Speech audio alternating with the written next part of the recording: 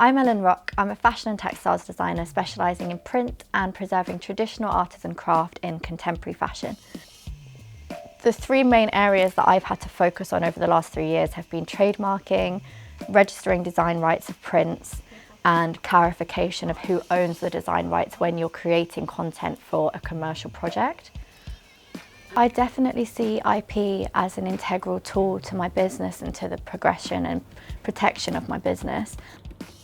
I think they are my tools for change because it's my visual language. Print is my visual language, and in order to carry on speaking that language and growing that language, I need to be able to protect that in a way which is exclusive to me and my use of it.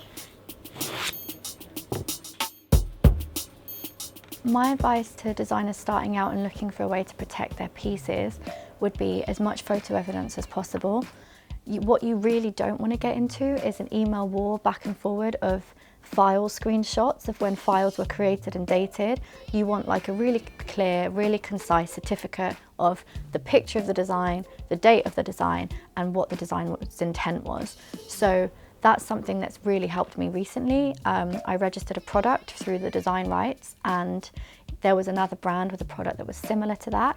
And instead of going back and forth about who did it when, I just said, this is my certificate proving that I registered this design, this is when it was created, and this is what it was being used for, which was in a jewellery purpose.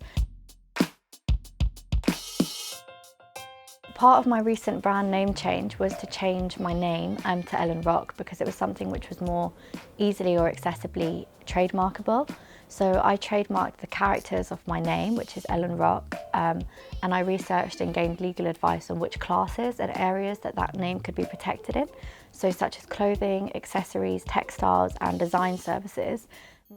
Searching this from the beginning, as I found out, is integral to saving a lot of time, a lot of money, and a lot of energy, because down the line, if somebody owns that trademark, they can then come and get in contact with you, maybe even via email, and say, hi, notice that you're violating my rights, here's my registration certificate, everything that you've got online needs to be removed within the next week, and you will be left in a position where you have to do it. I'm often a connector in projects between artisan groups visualising a product with the design skills.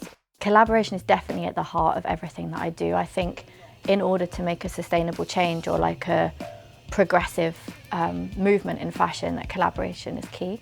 We are in a privileged position in terms of being able to collaborate globally, and I think it's important to make sure that any process or product that you make with maybe a global community is then being cultivated and shared back with that community.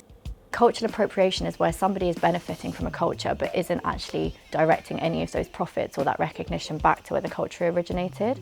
So I think the first thing would be to get a collaboration contract in place. I think it's worth investing the money to get that as an original kind of template, and then as your project changes from client to client or from commission to commission, you can change and tweak that contract, appropriating it to that opportunity.